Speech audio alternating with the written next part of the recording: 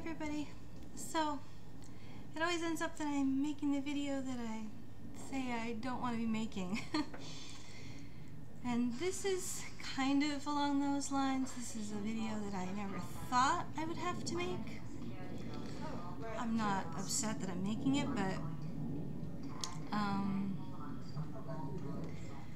it's a surprise to me. So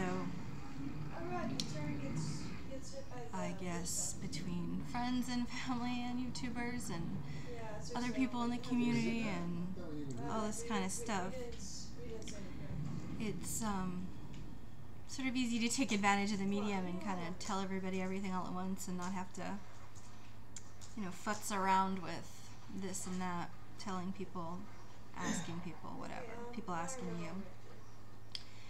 So today, even though I have for 18 years and 9 months, so it's almost 19 years totally,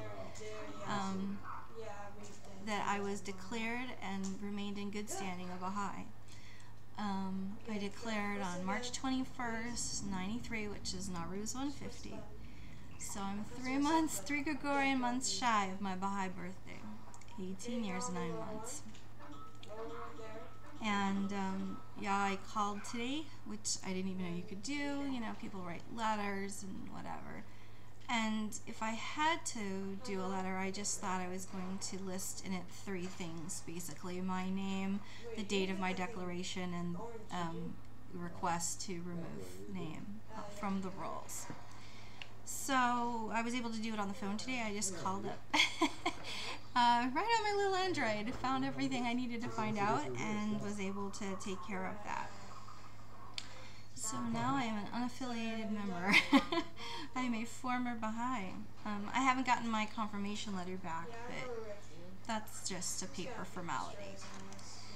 So a really, really dear, wonderful friend of mine who has definitely played a part in my spiritual walk, just casually asked me, you know, how did you get to this place where things have changed for you?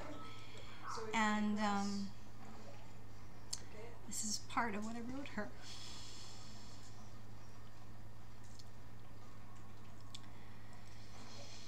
Well, it all started about 18 years and 9 months ago in Cambria when I declared.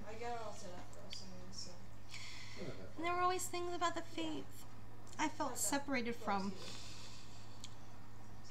And I chose not to ignore them, but instead I would try to meditate and pray or learn more about them, come to terms with them, some sort of obedience regarding it.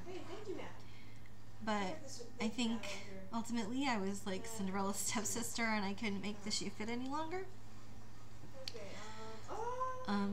But like a former spouse, I carry lots of feelings about it.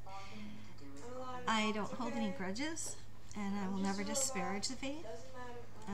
I'm glad that people have it as their truth and their soul's recognition, but it's definitely not mine. I have a lot of intuitive dreams, and one of them in particular kept me in the faith for many, many years. Just trying to learn what it meant. Trying to reconcile this over and over and over has definitely been a pressure on me. It even definitely caused depression at some times. I'm not saying there wasn't joy, because there was. I was satisfied a lot, and I was fulfilled, and there was spiritual development, absolutely. But I now think of it as, instead of who I am or was, just a step along the path, and now I'm free to do whatever it is that God has planned for me. I think He calls people to be exactly where they're supposed to be at whatever time and for whatever reason, and that you couldn't even not do it if you wanted to.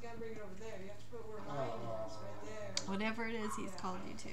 And I definitely feel that I was called into the faith, and I feel I was called out of it.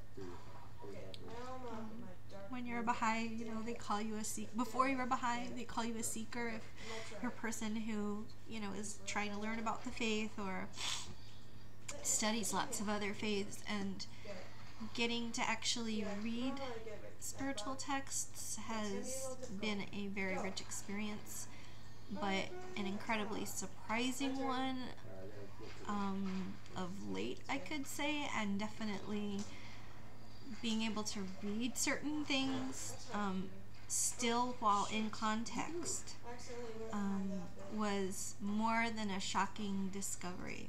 So I just felt I could no longer support or remain connected to some of that. And even though those particular statements are like nullified by Baha'u'llah's New Age for the state, I couldn't support it. All the beauty and the spiritual common sense I still believe in. I always did. It's a part of my heart. So those things are absolutely parallel. But they are parallel. They will no longer intersect.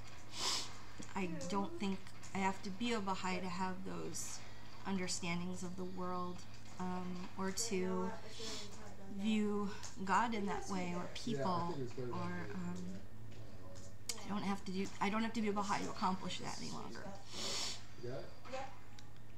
It has been my identity externally and internally, and now, after all this time, it's definitely a huge transition, and the friends who will made will do because they will, and the friends who will not, at least I'm not a covenant breaker, so you can still talk to me. I'm glad for every song and every prayer that I ever shared, and I'm grateful for every friendship around the world. I'm grateful for all the loving support and the true kindness that was before and without faith at all. Human kindness. That has no label. So, I guess it was kind of like a Christmas gift to myself, because I obviously couldn't wait till Monday, because that would be like late for Christmas. So yeah, I guess that's that. And yeah, wishing love and peace to everyone. And that's the end of my crying video for the year. I hope everybody has a great Christmas, and yeah, take care.